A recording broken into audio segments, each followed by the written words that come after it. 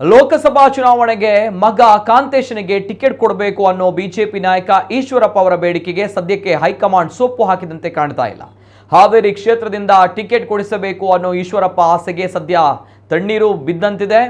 ಹಾವೇರಿಯಿಂದ ಬೊಮ್ಮಾಯಿ ಅವರನ್ನ ಕಣಕ್ಕಿಳಿಸುವ ಬಗ್ಗೆ ಪಕ್ಷದಲ್ಲಿ ಚರ್ಚೆ ನಡೀತಾ ಇತ್ತು. ಇದು ಈಶ್ವರಪ್ಪ ಅವರ ಆತಂಕ ಹೆಚ್ಚು ಮಾಡಿದೆ. ಹೀಗಾಗಿ ಕೊಲ್ಲೂರು ಮೂಕಾಂಬಿಕೆಗೆ ಶರಣು ಎಂದಿದ್ದು ದೇವಿಯಲ್ಲಿ ಮಗನ ಟಿಕೆಟ್ಗಾಗಿ ಪ್ರಾರ್ಥನೆ ಸಲ್ಲಿಸಿದ್ದಾರೆ. ಈ ವೇಳೆ ಮಾಧ್ಯಮಗಳ ಜೊತೆ ಮಾತನಾಡಿದ ಈಶ್ವರಪ್ಪ, ಮಗನಿಗೆ ಟಿಕೆಟ್ ಸಿಕ್ಕೇ ಸಿಗ್ತದೆ ಮತ್ತು ಆತ ಗೆದ್ದು ಮೋದಿ ಸರ್ಕಾರದಲ್ಲಿ ಸಂಸದ ಆಗ್ತಾನೆ ಅಂತ ವಿಶ್ವಾಸ ವ್ಯಕ್ತಪಡಿಸಿದ್ದಾರೆ. ಸಾಮಾಜಿಕ ಜಾಲತಾಣಗಳಲ್ಲಿ ಬರೋ ವೈರಲ್ ಸುದ್ದಿಗಳ ಬಗ್ಗೆ ನಾನು ಮಾತಾಡಲ್ಲ ಎಂದು ಹೇಳಿದ ಈಶ್ವರಪ್ಪ, ಮಗನ ಟಿಕೆಟ್ ಹಾಗೂ ಮೋದಿ ಗೆಲುವಿಗಾಗಿ ದೇವಿಯಲ್ಲಿ ಪ್ರಾರ್ಥನೆ ಮಾಡಿರುವುದಾಗಿ ಹೇಳಿದ್ದಾರೆ.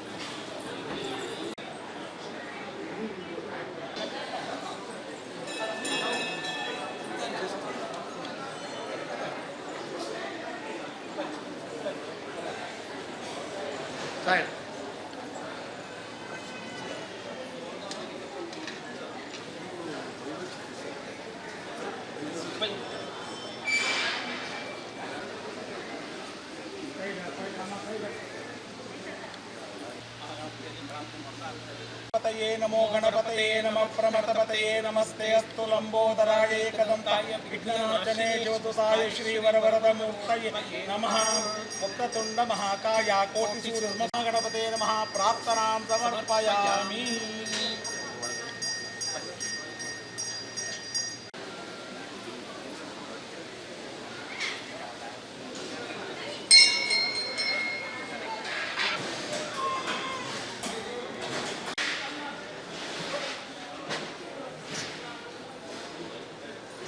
ವೀರಭದ್ರ ದರ್ಶನ ಮಾಡಿ ಆಫೀಸಿ ಹೋಗುವ.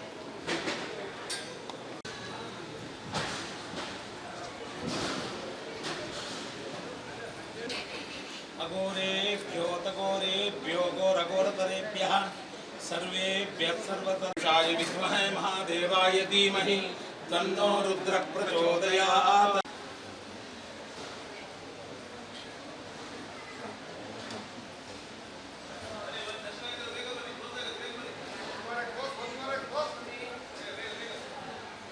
ಈಗ ವಿಶೇಷವಾಗಿ ಲೋಕಸಭಾ ಚುನಾವಣಾ ದೃಷ್ಟಿಯಿಂದ ನನ್ನ ಮಗ ಹಾವೇರಿ ಲೋಕಸಭಾ ಕ್ಷೇತ್ರ ಸ್ಪರ್ಧೆ ಮಾಡಬೇಕು ಅಂತ ಹೇಳ್ಕೊಂಡು ಭಾರತೀಯ ಜನತಾ ಪಾರ್ಟಿಯಿಂದ ಆ ತಾಯಿ ಹತ್ರ ಪೂಜೆ ಮಾಡಿ ಬೇಡ್ಕೊಂಡಿದ್ದೀವಿ. ಅವ್ನು ಚುನಾವಣೆಯಲ್ಲಿ ಗೆಲ್ಲಿ ಏನಂತ ವಿಶ್ವಾಸದಿಂದ ಇಲ್ಲಿ ಬಂದಿದ್ದೇವೆ.